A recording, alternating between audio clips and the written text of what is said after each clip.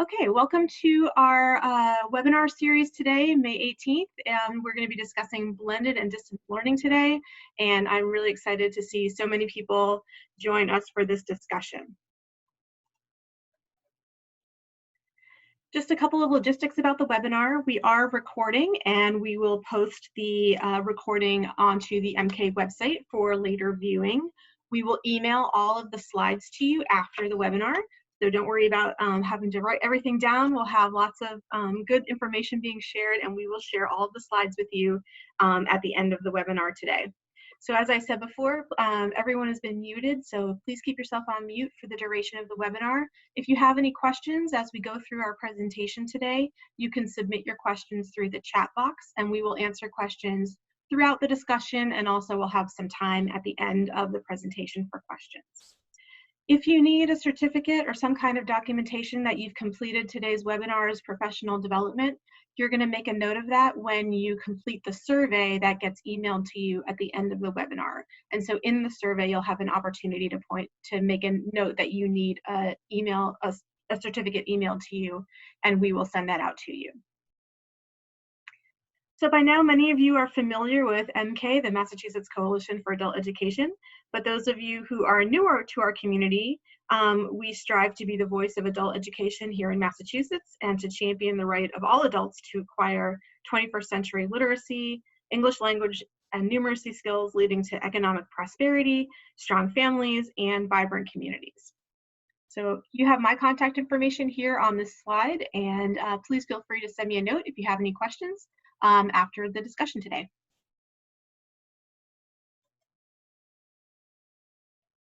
So with that, I am excited to turn over our discussion to our two experts today, David Rosen from Newsome Associates and Jen Vanek from World Education. So they are going to walk us through all of this, a lot of great information today. As I said, keep putting your questions in the chat box as we go along. Otherwise, I'm going to let Jen and David take it away. Thanks, Rachel. It's a pleasure to be here. I'd much prefer to see everybody in person at Network, of course, but it's a pleasure to be with you, and I'm thrilled that so many people have joined us today. Just a reminder, typically webinars are an hour. This one is longer. It's an hour and a half, and the reason is we're trying to do two things. First of all, we are going to introduce to you a new guide to blended learning that Jen Vanek and I have written. But then, given that we are all doing teaching and learning online now, we thought it might be useful to direct you to some resources and some help that would be of immediate use before we're able to return to face-to-face and presumably then blended learning. So that's me. I'm in the blue shirt, and I've been a longtime member of MK. Actually, I think I'm one of the co-founders of MK. That's how far back I go. And I have been working in Massachusetts at the Adult Literacy Resource Institute at UMass Boston for a good number of years, which led to the development of SABES, and so I was part of SABES for a number of years as well. Most of my work now is national or international. I'm the moderator of a U.S. Department of Education professional development system specifically for adult basic skills educators that I hope you have heard of. It's called LINKS, and I'll talk a little bit about that in the second part of our webinar. Jen, can you introduce yourself, please? Yes. Hello, everyone. My name is Jen Vanek. I'm Director of Digital Learning and Research at the Ed Tech Center at World Ed. I have done work with SABES in the past and presented frequently in the areas of distance and blended learning, so perhaps we are familiar with each other already. As David said, we co-authored the Blended Learning Guide, and I'm also spearheading the Ed Tech Center at World Ed's work on technical assistance in response to the pandemic. So I'm very pleased to have been invited to be able to share all of that work with you today. Great. Thanks, Jen. So we're going to launch right into the Blended Learning Guide. This is project of New Readers Press, which is a division of Pro Literacy International and also of World Education. And this is our agenda for the whole webinar today. Introductions we have just done, and we are about to introduce you to the Blended Learning Guide. That will be perhaps a half hour, maybe 45 minutes, maybe, and it depends on how many questions you have. We hope you'll have a lot of questions. And then we're going to go directly into the current situation, distance learning during the COVID-19 pandemic, and what we're learning from that, what some promising practices are that have already been discovered, and we're going to give you lots of resources to help you. There's always the danger that you may be overwhelmed by the number of resources. We're not going to go into depth on any of the resources. Our goal here is to introduce you so that you can, once you get the slides, you can come back to that, you can click on the links, and you can go in as much depth as you would really like to. And we also are going to have some discussion as we go along. So yes, next slide, please. Thank you. Here's the Blended Learning Guide. So it's the what, why, who, and how of blended learning. And it's specifically for adult basic skills teachers and learners. The adult basic skills I want to just mention briefly is the term that I use to refer to our entire field. So it includes basic literacy up through preparation for post-secondary education, and of course, English for speakers of other languages. So here's the table of contents, just to give you an idea of some of the various topics. We're not going to have time to go into any of these in any depth, but we'll give you an idea about some of them. We'll, of course, talk about what blended learning is. We'll talk about the who and what, who can be reached, and what we can reach them with, and how we can extend learning. I will talk about, well, why use a blended learning approach? Is this better in some way than what we were doing with in-person learning? Is it better than distance learning? Is there any evidence of this? And so I'll talk a little bit about that. If we have time, we may talk about the getting started. It's a series of steps for forming a team and then moving along in a systematic way to either improve your blended learning model or to get started newly in doing blended learning. The largest section of the guide is the one that most people might turn to first, and that is, what does this look like? What does blended learning actually look like as practiced by programs around the country? We will, of course, talk briefly about some of the common challenges in implementing blended learning. And then we'll highlight the challenges, highlight the conclusion, which are some of the key points that we make in the guide. And I'll briefly touch on the appendices as well.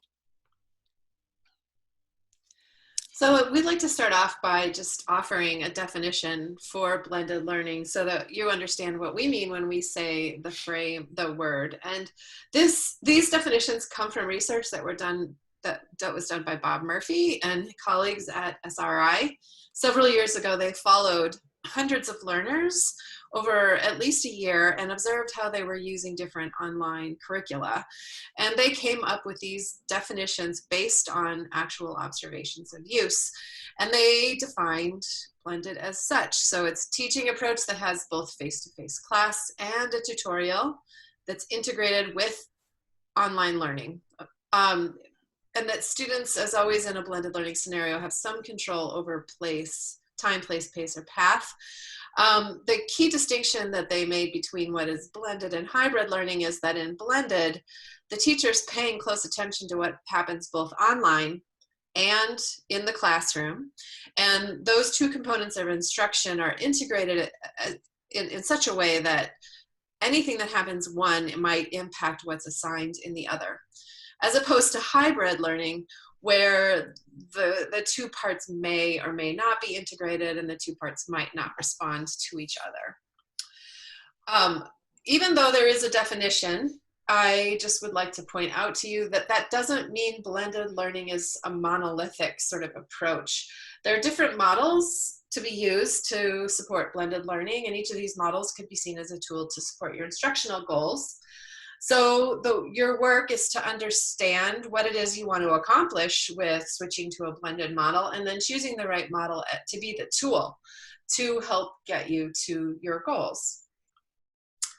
So David's going to talk a little bit about why you might choose a blended learning scenario before we circle back and start to present what some of these options are for how blended learning might look in your program. Thanks, Jen. I just want to mention somebody asked quite reasonably, can you share a link to the guide? And we will, of course, share the link in the chat. And also, when you get the slides, it's I think it's on the first or second page. You may not have noticed it. It's a link in the lower left-hand corner. So you'll be able, when you get the slides, you'll be able to click right on that. So why use a blended learning approach? Well, first of all, there's some evidence, both from K through 12 and higher education, and also some from adult basic skills education, that a blended learning model is more effective than only face-to-face or in-person, or only online learning. So more effective than pure distance learning, more effective than in-person and pure distance learning. The evidence from the field is really based on several years of study of what is not so much a blended learning approach, it's really a hybrid learning approach that is both online and face-to-face together, in some cases blended, in some cases not. And over a period of, I think it was about 8 or 9 years, the Texas Workforce, or TEAMS it's called in Texas, the Professional Development Organization, studied this and found that, yes, indeed, blended learning had better outcomes for adult learners. Another reason is that it extends learning time on task so students progress more quickly. Well, what does that mean? What is time on task? It simply means more time spent on learning. And as some of you who may have been around when the GED changed in 2014 will certainly remember that the bar was raised, and now the bar is raised for all 3 high school equivalency assessments. And so there was the concern that what used to take a year or less for GED preparation would now take 2 years because the standards were so much higher. And to some extent that is true, and some extent it's not. But one of the things that programs have done is to extend the amount of time, and one of the ways of extending that time is by offering online together with face-to-face learning. Another reason for using a blended learning approach is that it enables learners to review content that they didn't really get the first time around, or to make up for missed classes because their teacher has video recorded, or in the current situation has Zoom recorded perhaps what has happened in the real-time class, and then the student can go back and watch it again, or can watch it for the first time if they've actually missed the class. That incidentally has a real benefit to programs that some are beginning to take advantage of, where they have a pretty strict attendance policy, and if you miss a certain number of sessions, you're dropped from the program. That no longer has to happen as long as the student makes up the missed classes. And of course, there has to be some kind of assessment to determine whether you've actually watched those videos and what you've gained from learning it. Another strong case can be made for blended learning because it's flexible. And so it helps learners persist. And that flexibility comes from, for example, being able to not do face-to-face learning for a short period of time, while, for example, your work shift has changed. Maybe you were fine at doing an afternoon class and suddenly your employer said, nope, sorry, we need you to work in the afternoon for the next 3 weeks. And so you can't do the in-person class, but you can do the online part. And you can stay up to speed with what's happening in the in-person class. So that flexible programming really meets learners' needs, and it also meets program needs. Some teachers say that through blended learning, the homework is much more convenient and also much more appealing, that they can include videos, they can include appealing images, charts, graphs, and other things, not just print. Another reason is because obviously if you're doing learning online, you have an opportunity to build your digital literacy skills. Not all of them, to be sure, but to build a good number of skills that will enable you to do other kinds of online learning. And this is really important for students who have the goal of going on to post-secondary education because, for example, and maybe all of you know this, that community colleges really now depend fairly heavily on students' skills in being able to do online learning. So if they have this experience while they're in an adult basic skills program and they feel comfortable with the online platform, whether it's the same one that they'll eventually use in the community college or not, it's that comfort that allows them to learn a new online learning platform without the frustration that they might otherwise have.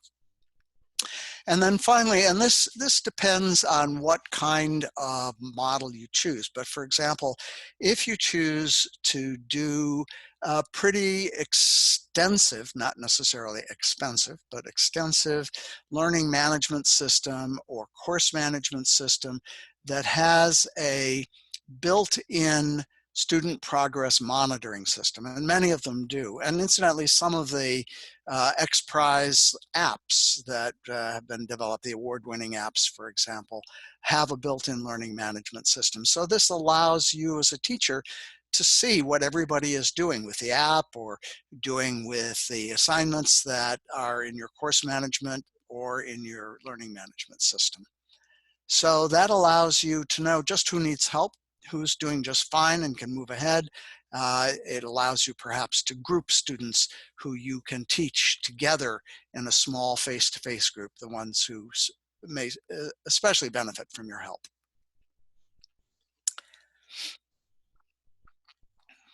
And David, before you move on, we do have a question here, which maybe you'll get to later, but just want to make a note of it.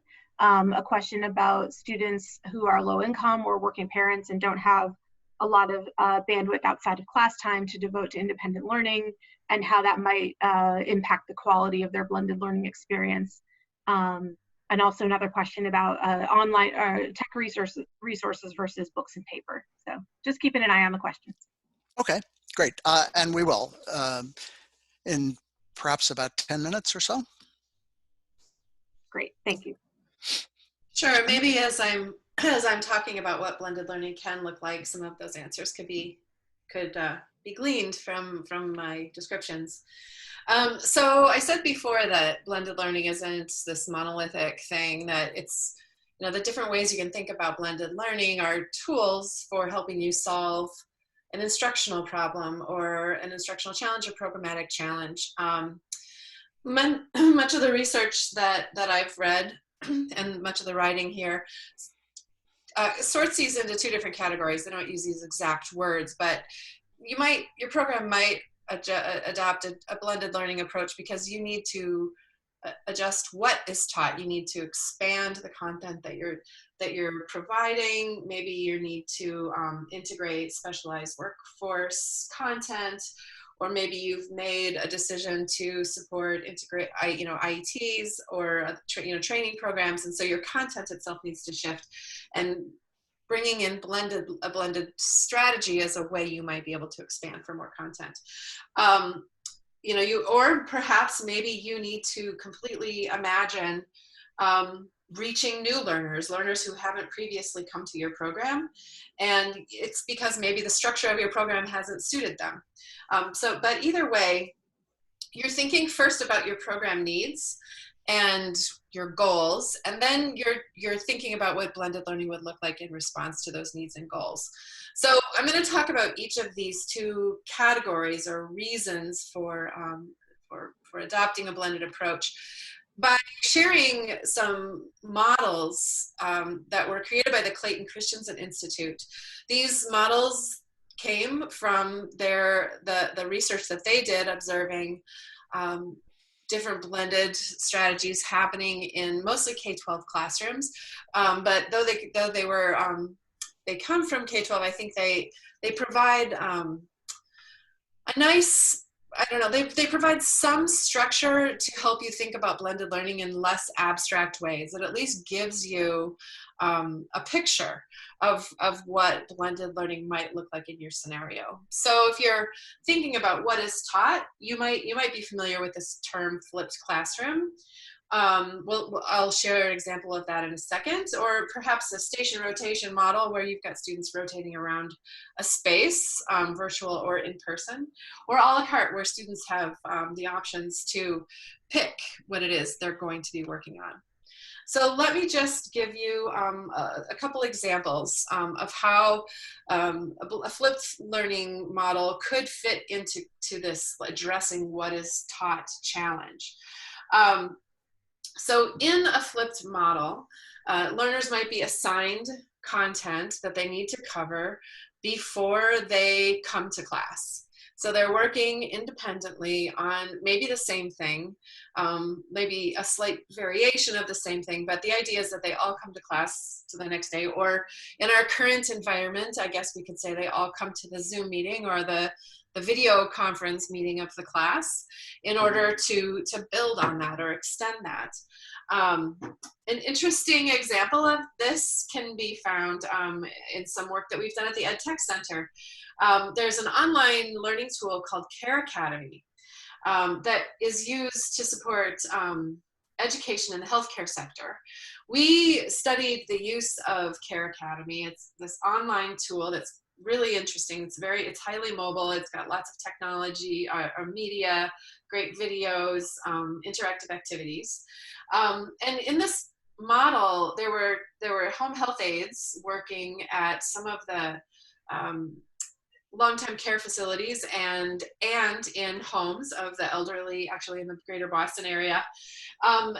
These aides were not certified home health aides. They were working towards certification, and they used the Care Academy app to watch the videos and learn the vocabulary at home. But then when they came into their once a week classroom, they were able to build on that knowledge by really discussing it, getting into it, and then doing the hands-on demonstration work. So that is how a flipped model might be used to solve a what is taught issue. They had no time to do both the learning that happened on the app and the demonstrations in class, so they had to expand basically through the blended approach. And on each of these slides, I've got a link where you can access more information about each of these models.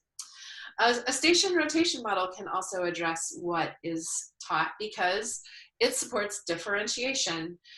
You could use both in-class and out-of-class online learning, with, of course, the majority happening in class in this research from the Clayton Christensen Institute. But differentiation happens as students rotate to different stations in the classroom, or maybe within their classroom plus going to a computer lab.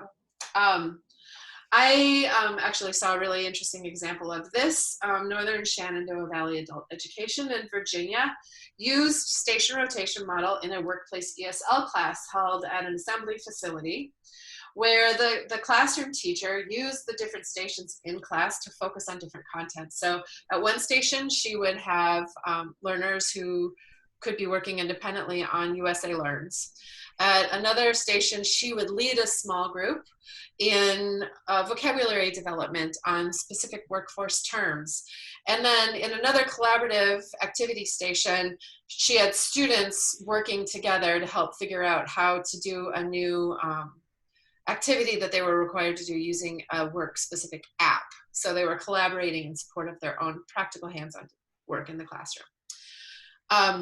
Station rotation, if you are now not meeting in the class, perhaps you're going into breakout rooms in Zoom as your different stations. And while it sounds challenging to logistically enact, there are teachers who are using Zoom breakout rooms right now in order to support small group work that need not all be on the same thing. Different students could be working on different things depending on their need.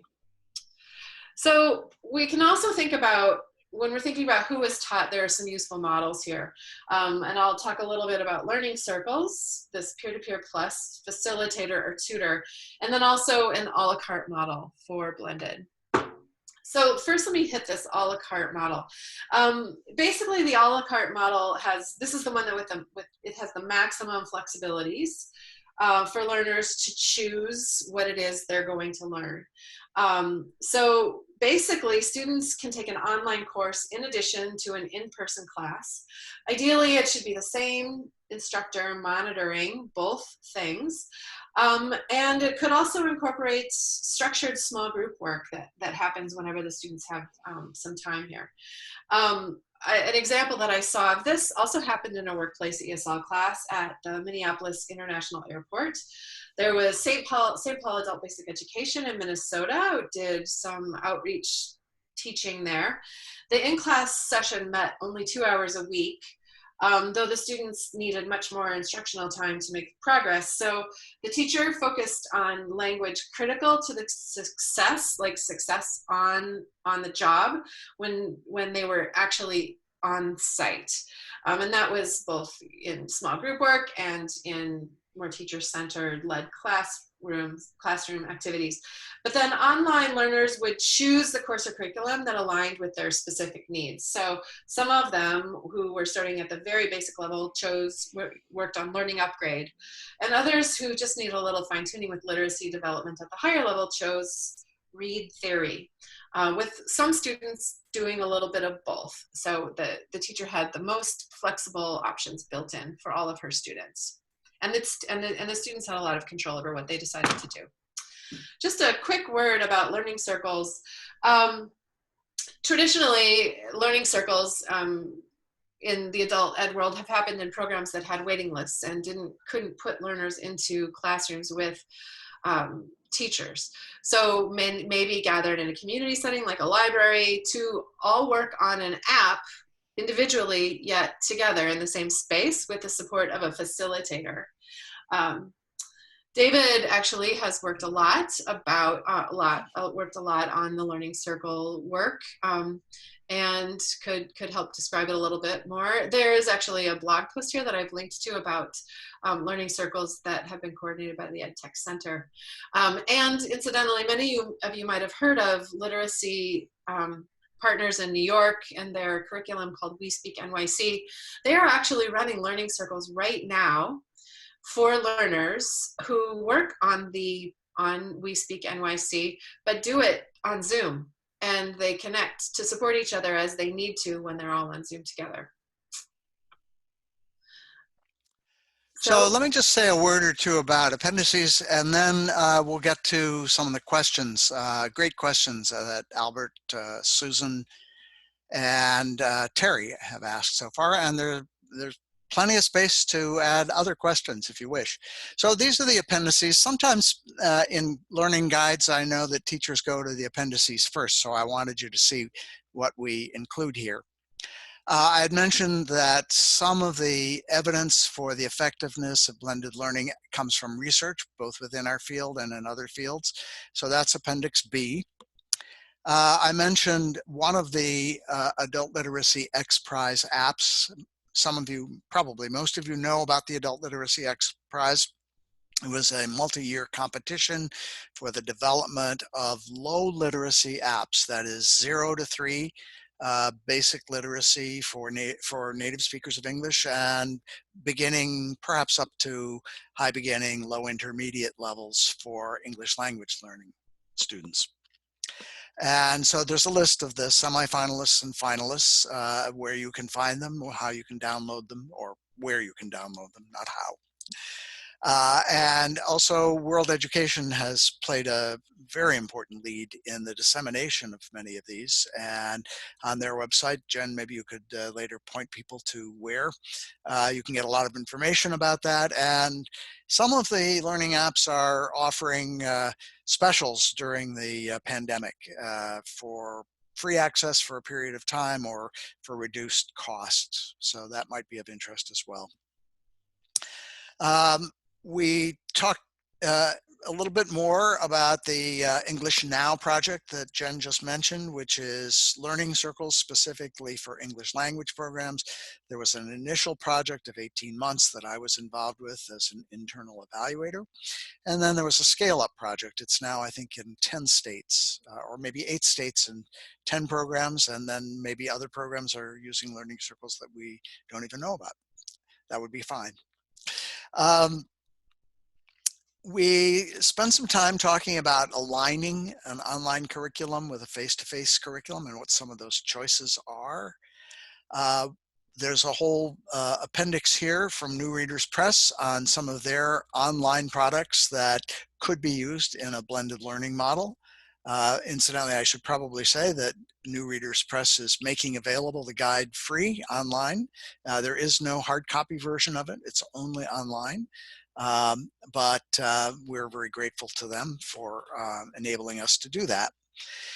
And then Appendix G is the Teams data that I mentioned earlier that is specifically, well, it is limited to Texas, of course, but it is a very large sample. In fact, the entire state of adult basic skills learners in Texas on which that evidence that I mentioned earlier was based.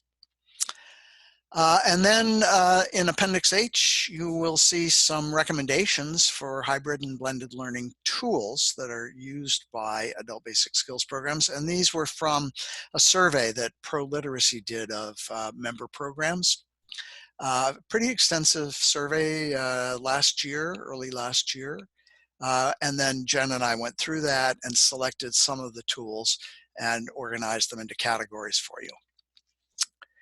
So let's move on to some questions. I'll start with, I think, the question that has to do with bandwidth. This is from Albert Chang. And it's an interesting word, bandwidth. I'm going to interpret it both ways. One is literally bandwidth, that is internet bandwidth. And that's one challenge. But the other is the metaphorical sense. I don't have the bandwidth to do it. I don't have the time. I don't have the energy. I'm just overwhelmed. So how can I do homework? So I'll try to address both of these, and Jen, feel free to add to this. In terms literally of bandwidth, this is, let's start by saying this is a problem for many people, not only in rural areas where literally there is, in some parts of our state, there still is no internet access, and where there is limited bandwidth. But also in urban communities where it's too expensive for many people, and this is true in some rural areas as well. And being able to get access to high bandwidth is just prohibitively expensive, not to mention the costs of the actual equipment, the computer or even smartphones in some cases, and the data plans that cost so much with smartphones.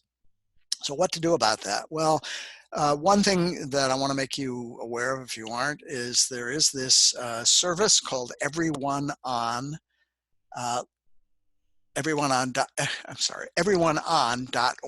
is what it's called. And it is a free national service that describes in each state what the discounted plans are for income eligible families. And the income eligibility is determined by things like eligibility for food stamps, eligibility for free or subsidized lunches for children. So if you're a low-income family, you qualify. And what you get is a relatively inexpensive access to the internet, perhaps as inexpensive as $10 a month or $12 a month, I think is the highest I've seen in Massachusetts. Some of you may know this by one of the providers, Internet Essentials. This is a Comcast program. But there are others that are available as well. They also provide discounts on equipment, laptops and laptops and desktops. I don't think they, at least as far as I know, they don't provide Chromebooks. But so literally that is one way of dealing with the bandwidth question, the literal bandwidth. There is still, particularly now that everybody is trying to be online, there are times when bandwidth goes down and there's really not much you can do about it, except to acknowledge that that can happen. So metaphorically, what about parents who, have kids at home and where, they have other responsibilities, maybe they have work responsibilities as well as parenting responsibilities. When are they going to actually find the time to do homework? And I think that's a legitimate question, and some, quite frankly, just don't.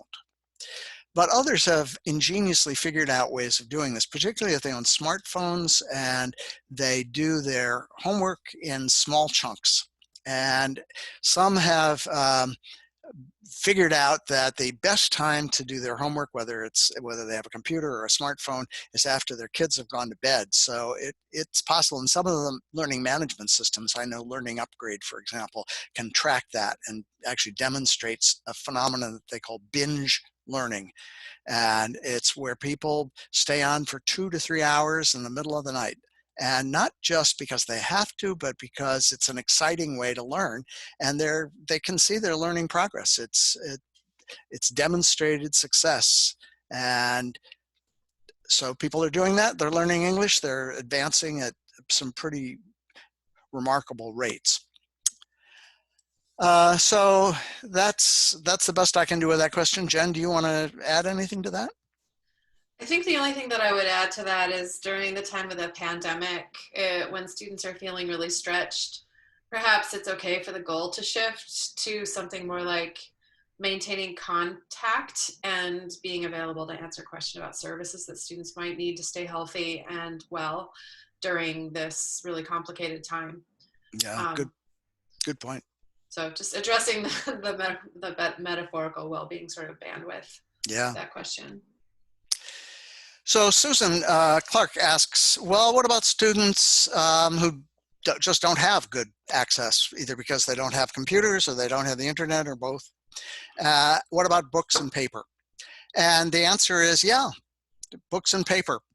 And there are lots of ways of doing this. My favorite example, people often say to me, well, you can't teach basic literacy online. And I would have agreed with that until I really looked into how that problem is addressed in Ireland.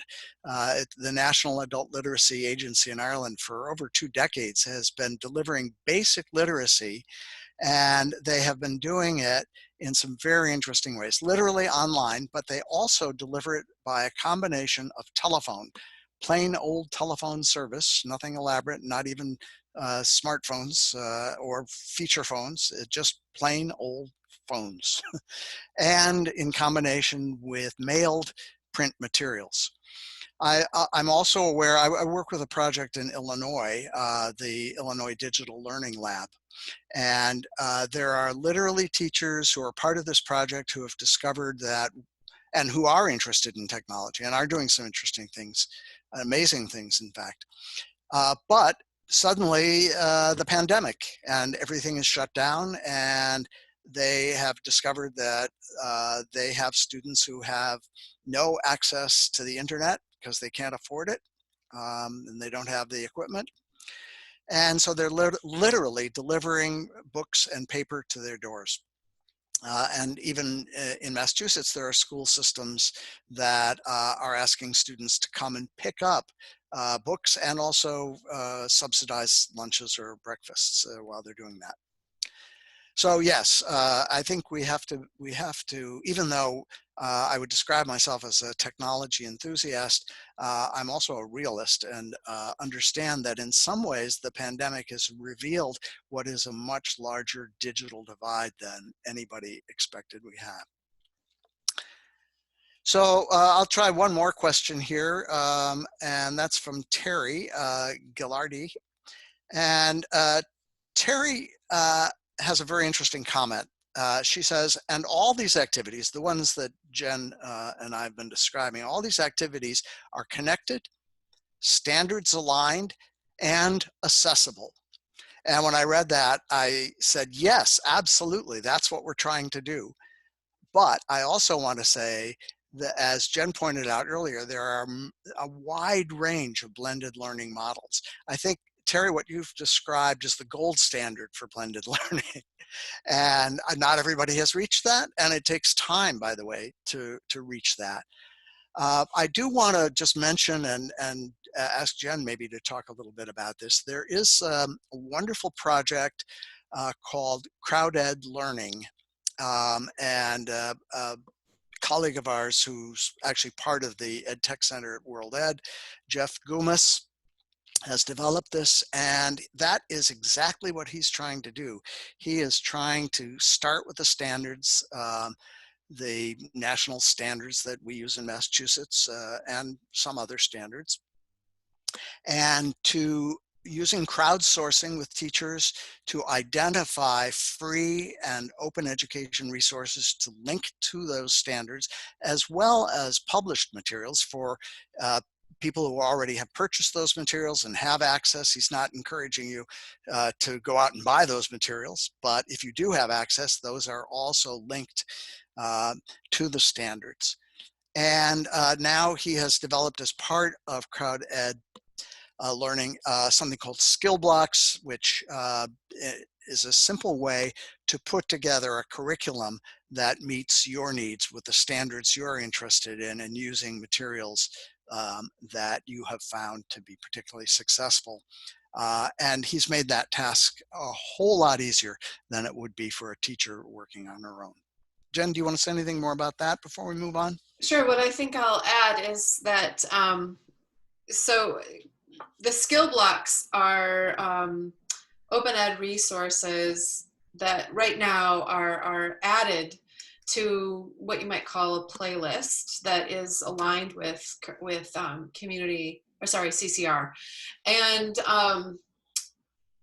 they're not teacher created material yet. They are OER that are created by institutions like Khan Academy, which you have likely heard. And Jeff is working with groups of teachers to curate this list of videos and resources from organizations like that and align them with the CCRS. So it's the magic is in the collaboration of these teachers who are very curious about finding open ed resources and helping vet and make them possible through skill blocks. There's a question here, are the skill blocks and OER on OER? It's not on OER Commons, if that's the question, but I chatted the link to crowded.org, and you can click to skill blocks from there to see a video about how it works. It's an actual app. A teacher makes, let's call them playlists, for his or her students to reach these OER through the Skillbox app. Great. Well, I think those are great questions, and there's plenty of opportunity for more questions, both about the guide, which we hope you'll take a look at. And by the way, when you do get the slides, you will notice that our emails are there. Feel free to email us questions about the guide. But I think we should move on to the second part of this, is what can we do to help you right now during a time when, if you are teaching online? Yeah, so you may or may not have tuned in to some webinars that the Ed Tech Center is doing. We have basically, for about 9 weeks now, my job has been almost completely helping provide technical assistance and professional development to programs and practitioners like you to help rapidly upscale or get distance education started.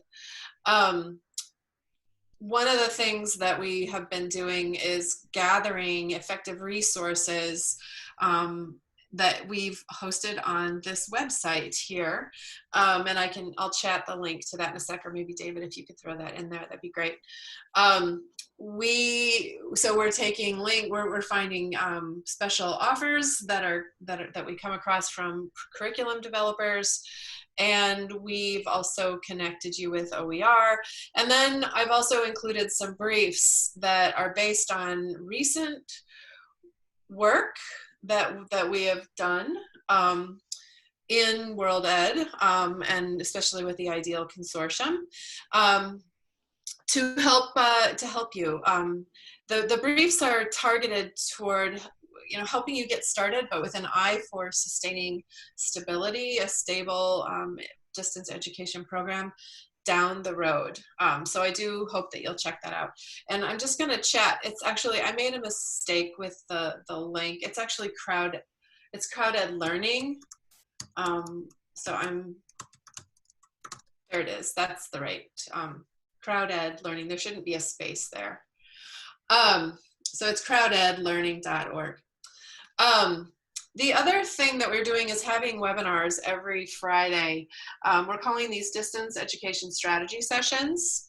And you can see that this is the one that was from last week, where we talked, actually Jeff from Crowd-Ed Learning talked about skill blocks, and then we also had some administrators from the Arizona Department of Education talk about their training model and certification program that helps teachers basically come up with proxy contact hour estimates for their teacher created materials, and then the programs can earn proxy hours on those approved learning activities.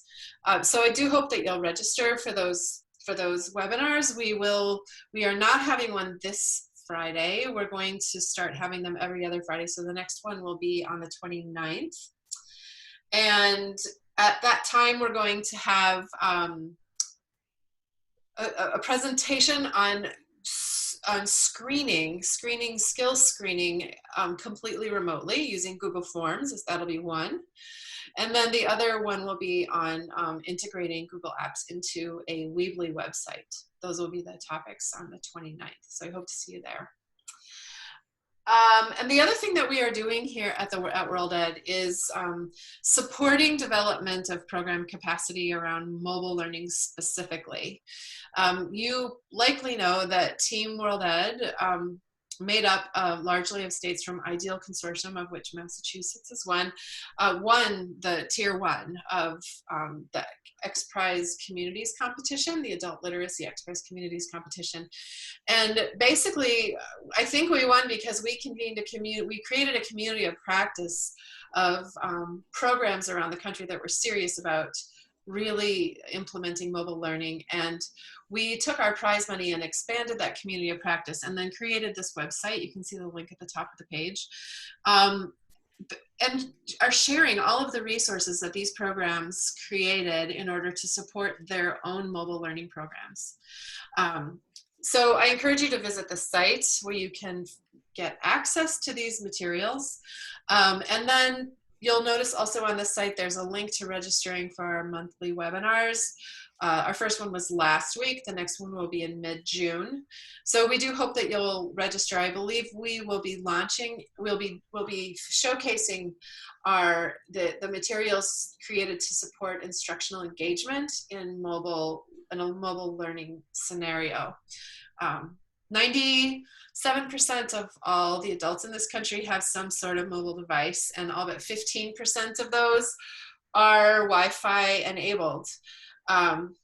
So, you really shouldn't be considering a distance or a blended learning program unless you're thinking through how you're going to make it mobile friendly. And I think that this site and the webinars that we're hosting can help you do that. Any questions? I see that there have been a couple. Yeah, Open Ed resources. Those are completely free resources. They are made either by institutions, organizations like Khan Academy, or even by teachers, and they are made openly available on the web so that other teachers can find them and possibly use them as is, or make adjustments to them to make them more useful for their own settings. I noticed that there was a question or a comment at a little bit higher up about the efficacy of blended for ESL students. And I just want to respond that those data and the reports that you can in the information that you can see in the appendices about Texas showing the efficacy of blended learning hold true for ESL students also. In fact, I think that if you can integrate technology effectively, you can actually make things easier for ESOL students than they might experience in just a face-to-face model. So for example, a teacher could record an explanation of something and have it available with some learning activities that the students might access. And the student could move through the material at their own speed when they have the time to do it in a way that would provide reinforcement of learning at their own time and pace in a way that's maybe not possible if it's just a face-to-face classroom. So I think, yeah, when you think about blended learning and low-level literacy students or low-level ELLs, you just really need to think of a different and maybe more media-rich use of technology than maybe a lot of programs are using right now. I'd like to just quickly add to that, Jen. Most ESOL teachers around the country have discovered that most or all of their students have smartphones at this point, largely because that's a great way to be able to talk with your family and friends in your own native country, and to do that free using an app like WhatsApp. But it turns out that even with very simple feature phones, there's at least one app. It's called CellEd, CELL-ED. And CellEd will operate on a feature phone. The feature has to have SMS text messaging. And the way it works is in small chunks of text. You're texted, and then you text back. You also can actually arrange to talk with a person, teacher. And so what many people do who are working is they use CellEd on their breaks or on the bus riding home, at least when people were riding buses. Or while they're waiting in a doctor's office. You know, in small chunks, they're using their time effectively to improve their English language learning skills.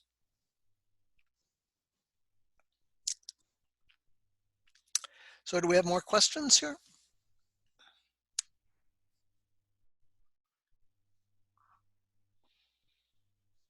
No, I guess we're okay. Oh, yeah, okay, good. So let me tell you a little bit about LINKS. LINKS is the professional development learning system sponsored by the U.S. Department of Education that I mentioned earlier.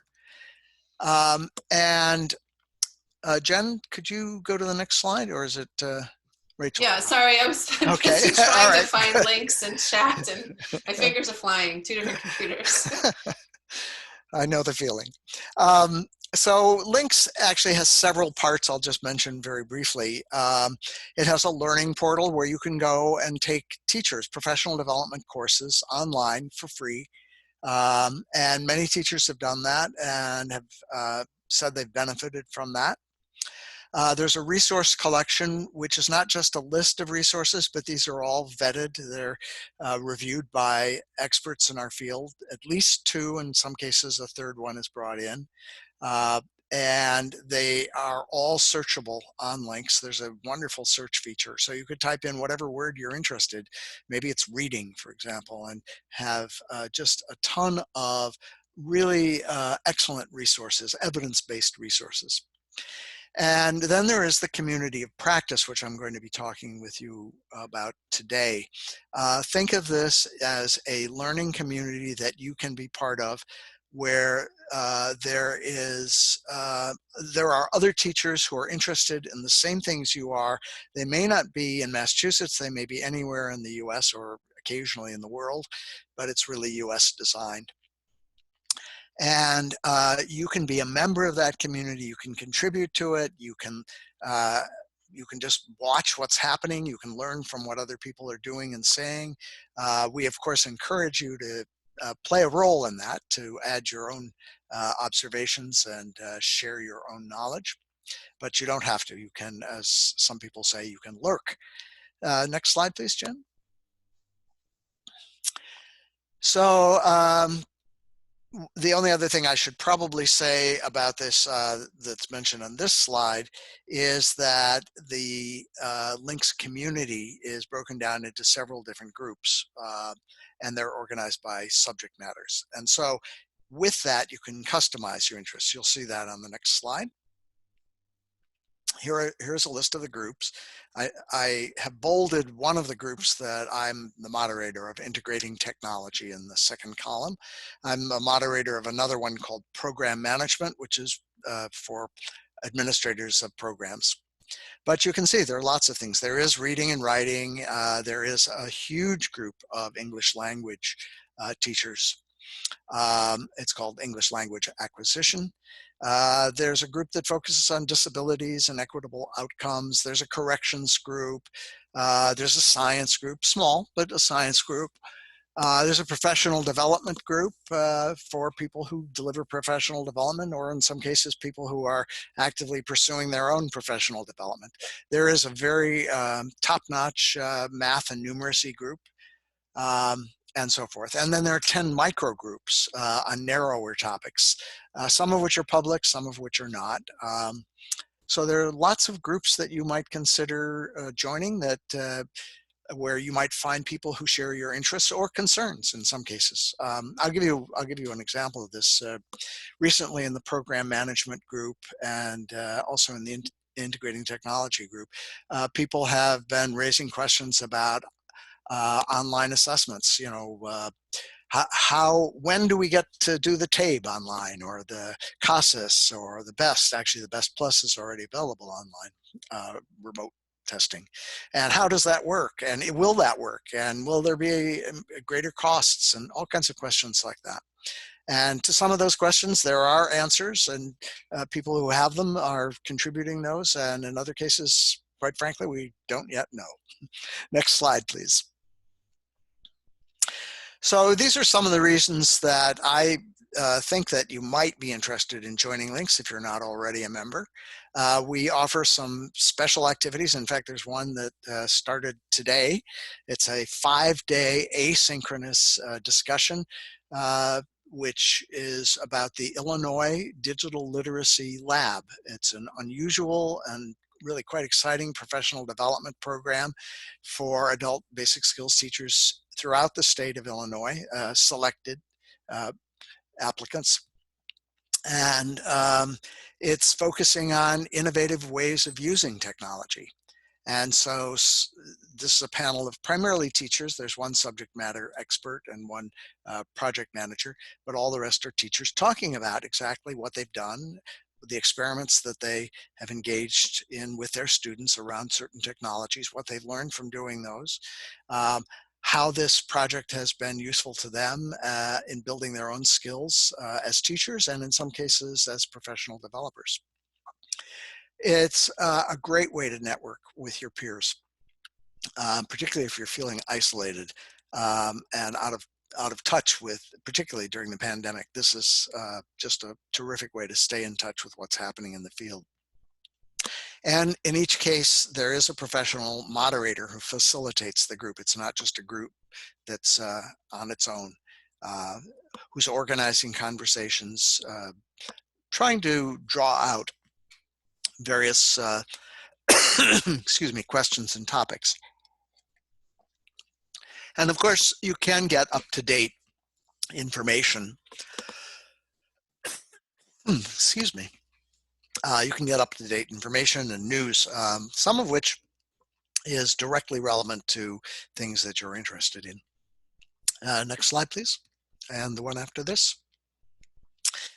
So this group, Integrating Technology, has almost 2,000 members.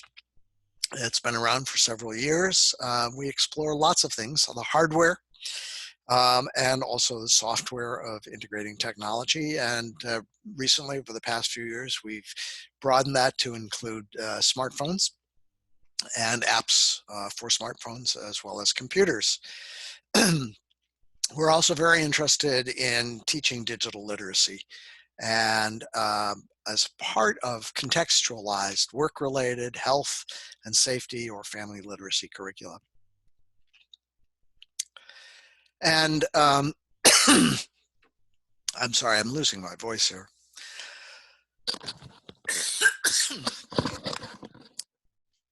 Need to have just a drink of water here.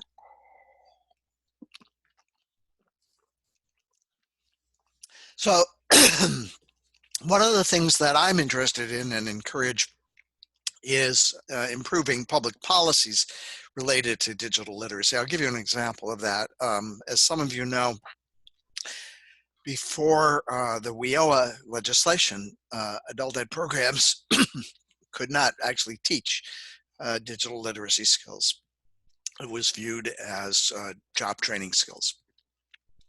And with WIOA, there is language that allows programs, and in fact encourages programs to teach digital literacy, but does not require it, and does not, sadly, provide any funding specifically for that. Individual states have, using WIOA funds or their state funds, have provided money, but it's not in the legislation. So there's room for public policy, and WIOA, some of you may know, this is WIOA Title II that I'm talking about in particular, but all of WIOA is up for reauthorization. Theoretically this year, my guess is that's not going to happen this year, but sometime in the next year or two or three, that will happen, and there'll be an opportunity to weigh in on public policy for issues related to integrating technology. This is the link, by the way, to the Integrating Technology group. David, I'd like to respond to a question that I see in the chat, and I'm typing in a link here to support my response. So the comment is that many programs don't have the hours to teach digital literacy skills. Please advise. And I'm going to suggest that the days of segregating digital literacy as a separate subject are long past, that digital literacy skills and successfully using the technologies that students have in hand, literally, should be a goal of daily instruction, normal instruction, reading, literacy instruction, math instruction, and that this is a change of practice and a change in the different competencies that are embedded within any class meeting. So, you know, teachers can start really small. They don't have, it doesn't have to be like every activity needs to involve using a technology. And certainly at the beginning of any use of new technology to support, you know, math instruction or reading instruction, there does need to be a little bit of demonstration and supported use. But, you know, in time, as teachers are integrating more and more technologies incrementally in class, students will be building digital literacy, and they're more apt to actually gain the skills because they're using them to do something that's relevant. I've chatted the link to a resource that I just think is dynamite. Liz Kolb was at Michigan and has published this book, which is not terribly expensive and very, very rich in content. And it's called Learning First, Technology Second. Again, framed for a K-12 framework, but very useful for the adult world. Susan Gare from California has written about this actually on our website. And it talks about how you can enrich your learning whatever your learning goals are for any given class setting by integrating some technology, and it has some examples. The focus is not on the technology, the focus is on the learning and how using that technology could actually make the learning better.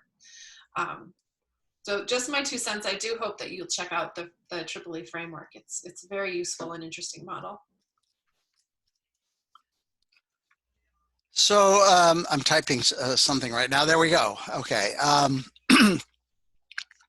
Here are just a few examples, and actually we'll look at one conversation in just a second. These are the kinds of things that if you went to the integrating technology group, that you would see people talking about. And the last bullet there is exactly what Jen was talking about, instructional strategies for teaching digital literacy skills as part of a contextualized curriculum. And there are lots of ways of contextualizing that. So here are some actual discussions that are taking place right now. Let's click on the first one, Jen, WhatsApp and more for adult learners. This is a conversation that was initiated by an ESOL teacher in Connecticut, Nan Friedland. And here's her situation as she describes it in this discussion. She was teaching really basic level English language students, SLIFE for those of you who know that acronym. Jen, help me out here. What does SLIFE stand for? Students with limited and interrupted formal education. Yeah, right. Thank you. So these are students who may not have had much, if any, education in their first language in the countries from which they came, and who basically have very low English language skills. And she was very successful doing this as a face-to-face teacher in the classroom. Not particularly interested in technology. I think she said she had a smartboard that she used occasionally, but that was about it. And then suddenly, with one day's notice, she learned that her face-to-face class was over, as were all of the classes for her program. And fortunately, she did have many of the students' phone numbers, and she was aware that many of them used an app called WhatsApp. And she had not used it before. But she very quickly, within a couple of days, learned some basic WhatsApp. She got in touch with her students, she got them online, and she began not to teach formal classes, but to rebuild the relationships that she had with her students. And basically, through the context of the pandemic itself and their needs as they were emerging, to help them improve their English language skills. And she still uses WhatsApp as, I think, the primary platform. I think she's added some other things at this point. And what her discussion is about, and it's in a way, it's kind of like a blog, and in another way, it's an interactive blog, because other teachers who are in the integrating technology have commented and asked questions and are engaging with her around some of the same issues that they're facing. And as you can see, this is a pretty long discussion. It's gone on for, I think, maybe 5 or 6 weeks at this point. So you could go on and you could join in. You could just follow her progress, learn from her what she has learned. She has really dived into this in some amazing ways. In fact, Jen was mentioning the webinars that the EdTech Center has been doing. She did one of the Lightning webinars a couple of weeks ago. And there are other teachers who are also digging in and learning and discovering that there's a lot in online learning that they want to bring back to their in-person classrooms when they have that opportunity. So I think I think we probably don't have time. I'll just tell you about one other, the second one down. It's called Preparing for and Offering Adult Basic Skills Online During the Pandemic. I started this in mid-March. Let's see, the date is probably right there. March 9th, is that possible? Yeah, I guess it was March 9th. And anticipating that this was going to be a time when lots of people were going to be eager to learn how to do things online, I started this conversation, but I had no idea that it was going to go on for months and that it would have well more than 100 posts. So this is probably the second longest discussion in the history of Links. The first one being around some courses that Links has offered. It's rich with resources. In fact, after a couple of weeks, I think I decided there's so many good resources being suggested, I'm going to put them together in a free online document of resources that were categorized. And so you can see those here. And Jen had earlier mentioned Literacy Partners in New York City. We did a 2-day conversation with Anthony Tassi and his colleagues there about what they're doing in moving learning online. And they had moved all of their classes online by the time that conversation started.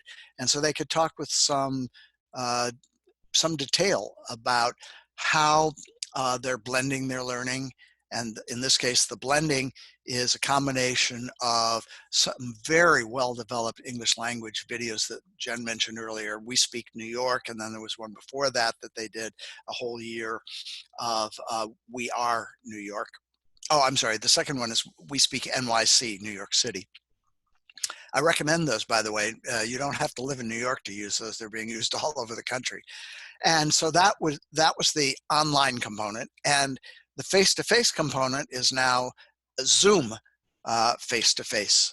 So this is an interesting evolution of blended learning. You could do all of your blended learning online. And that's what's happening. That's what they're doing.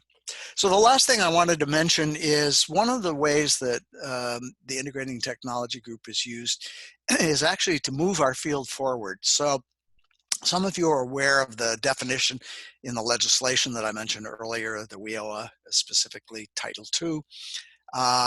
The definition of digital literacy, which was based on an American Library Association definition, which in 2012 was a great definition and still is. There's nothing wrong with it, except that it doesn't go far enough. And so out of a discussion that we had about this, we actually augmented that definition, and you'll see in the underlined sections, successfully and ethically solve relevant problems in a person's daily living, education, and work have been added to that. And we are seeing that people are using this new definition as well as the traditional definition, which is in the legislation. Who knows, maybe in the reauthorization they'll use this definition. That would be a wonderful thing for all of us. So we have plenty of time left, probably a good 10 minutes anyway, for questions. I think we've had all the questions. So I'd like to suggest we move into the implementation suggestions. Okay, sure. So, David's been doing this work with Links, and I've been doing the work with the EdTech strategy session webinars. And, through that work, we have come up with some really promising practices that we thought that, if we could share 3 tips with you to take away to figure out how to grow your distance ed, these are things that would help you. So I will just start off by saying that you might be from a program that didn't do any new intake during the pandemic, but we are now at the end of the school year, and if it is the end of the school year for you, if you're not doing summer sessions, you're going to need to start doing outreach and recruitment for the fall. And who knows if and when we'll be able to do that in person. So I would suggest leveraging all of your online communication channels right now to start building up your visibility for future learning, whether or not it's this summer or if it's in the fall. This is a screenshot of a particularly useful and helpful Facebook page from the Northern Shenandoah Valley Adult Education Program. They had a Facebook page set up for their entire program, but included information about their distance learning program, and used the Facebook chat bot affordance in order to deliver information really quickly, and then to channel learners to the correct email address to follow up and respond and get more help. Media-rich and tech-rich recruitment strategies generally yield students who can find them online, meaning you might have students who have technology skills that require less support. And if you are working completely remotely, that might be a really good thing to have in the fall. Another thing you might need to do is your intake. After you've recruited these students, your intake might need to be moved completely virtual. Here's an example, and there's a link to a Google folder that includes these examples of screening resources that were created by Jessica Wobbler at the YWCA National Capital Area. Jessica uses these Google Forms. Those are the pink or the purple screen icons there, as a way to figure out what supports students are going to need down the road as they're engaged in distance education. So you can link to both a copy of the actual survey and the the Word document where the questions are started. A word to the wise: if you are not used to using Google Drive, just because there's a link to a survey here doesn't mean this is the survey you can share with your students. You would need to copy it and move it into your own folder so that your students could have access to it, and so you could get the information from them. This is what the actual survey looks like. If you clicked on one of those purple icons, this is what you would actually see. So she's doing, this is the technology access survey. She wants to understand what tools and access students actually have, but also what comfort they have with those tools and with other tools. Finally, with respect to intake and recruitment, make sure you're thinking about the proactive support that is needed. If you wait until learners come to you with technology questions, you won't hear from them because they won't know how to reach you. So make sure you're providing technology support proactively before a class starts, and that should probably start with a phone call or a simple text message, the technology that students can master. And then as you're moving forward, keep track of where students are having trouble with their online learning. And over time, you might see a pattern. If you're using this data-driven approach, you might see where most of the outreach, maybe all the outreach problems are coming with like 1 or 2 issues, and so you could easily resolve that. And let students help each other. If you're in a Zoom classroom, for example, in a breakout session, put a tech-savvy student in the breakout session and have them be the facilitator or the tech facilitator or supporter in that session. So the more that you can empower students, it makes visible to other students that they do have the potential to grow into those positions themselves. So here's an example of proactive tech support sent via text message.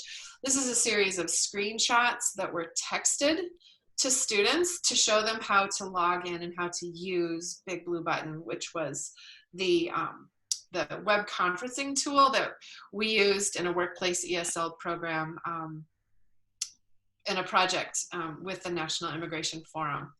So you can see the steps are very simple, they're very visual, and they're thorough.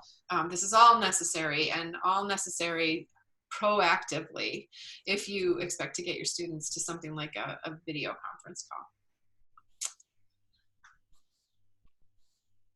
David, would you like to tell us a little bit about this? Yeah, sure.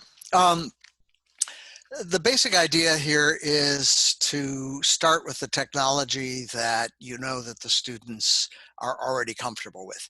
So, for example, I mentioned earlier WhatsApp.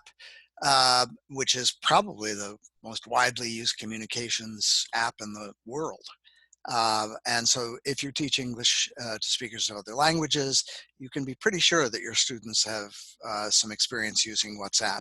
In fact, often teachers find out their students know a lot more about how to use it than they do, which is fine. It's a great opportunity for you to learn how to use it. And you don't have to be the expert in WhatsApp.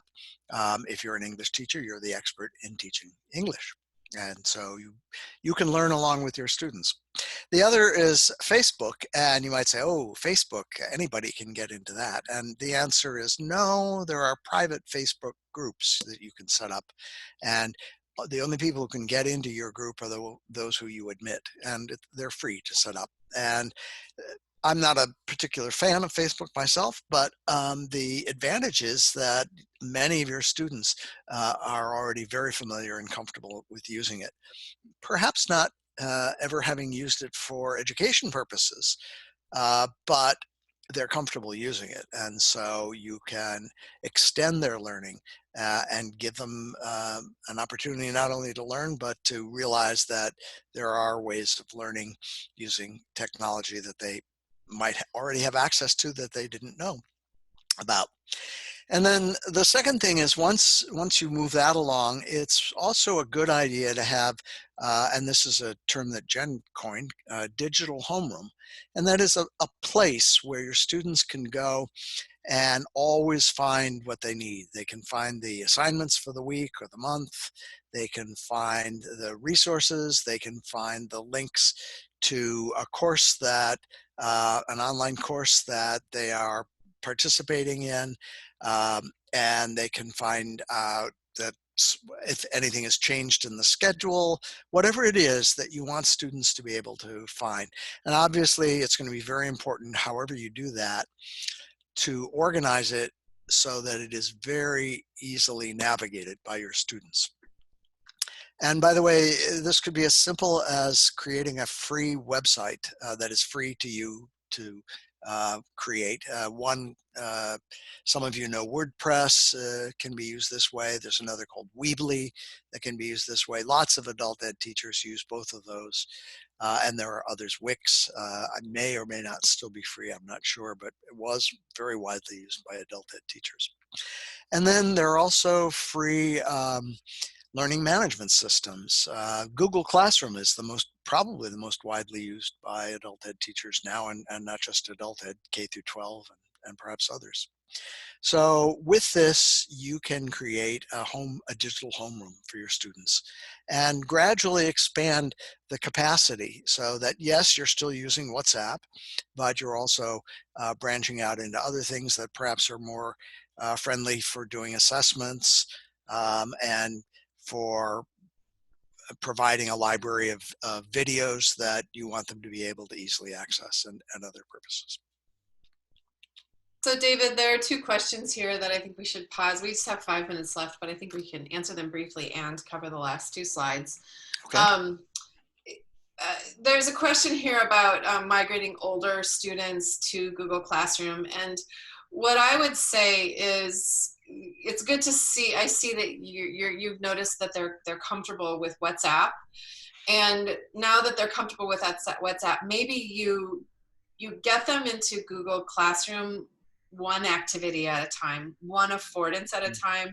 So maybe it starts with just sharing one thing that they could do in Google Classroom and getting them used to using Google Classroom for that one task. And then as they're comfortable with that, you could add another task. So for example, maybe you're just having them go to access a page that has links of content or descriptions of content or an embedded video. And then when they're comfortable with that, maybe then you add a discussion or something like that. But I would go step by step. I have heard with this question about hiding student personal information in WhatsApp, I have heard of teachers getting to WhatsApp through a Google Voice number. I can't say anything more about that. Oh, I actually can, and I learned ahead. this from Nan Friedland. in the integrating technology group. You can, when you set up your class list of phone numbers, you're given a choice and you can hide it right then, and you can hide them all. But if you don't do it then, you can't do it. You can't go back and do it. So you have to be careful in setting up the list to do that. So do we happen to know of any ed resources for the visually impaired? I don't have a great list. You know, a lot of the resources that are out there are about how to maximize visual content for students who might have visual impairment, but I'm not sure, David, I mean, other than screen readers and making sure your content is set up to support a screen reader, I don't have any other suggestions. David, do you? Well, yes, I do. This would be a great question to pose in the links disabilities list. The moderator of that list is an expert in this area, as well as many of the members of that group. So that's Great what I would do. Great, yeah, it's called Disabilities and Equitable Outcomes. Yeah, and I just want to second this Perkins School for the Blind. There were presenters at the National College Transition Network conference from Perkins. I attended a session, and they had lots of great ideas about how you can support blind students working online. And you know, in terms of students with autism, I would say if you follow guidelines around universal design, where students are able to reach content in more than one way, the chances are they'll find a way that best aligns with their needs. Just wanted to chat two other resources to you. This Switchboard site is a really excellent source for finding multilingual resources around communicating about COVID-19 and how to stay safe.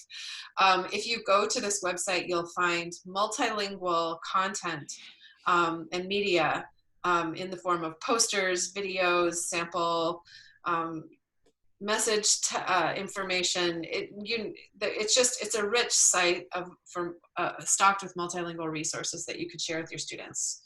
And finally, you may or may not be doing your normal NRS reporting. Over these months, there's been some flexibility given by Octave around reporting during the pandemic.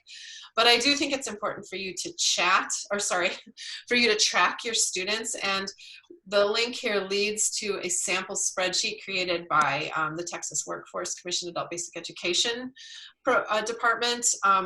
This is what they want their teachers and programs to be using to track learners so that when things return to normal, they have all the information they need to understand learner engagement and progress during this time. Hey, Jen, yeah. I'm sorry. I wanted to just come back to this question that Claire asked about a student who's blind. There are two terms that I would also suggest that you use in searching.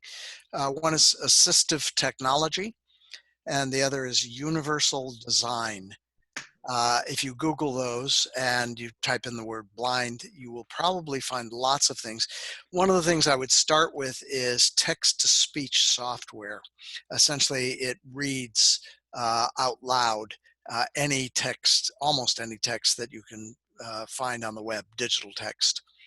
And actually there are some free programs that work very well, and then there are some very sophisticated programs that you have to pay for, but they're not that expensive. And I've just chatted the link to a site. There are several sites that you could take digital resources and do an accessibility evaluation on them. So there are several, but I just chatted one of the popular sites. So I guess in conclusion, I just would like to encourage you to sign up for the edtech.worlded.org newsletter. We send this out almost weekly.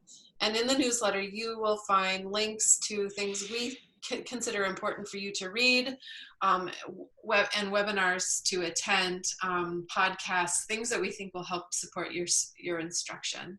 So please do sign up for the newsletter if you haven't already.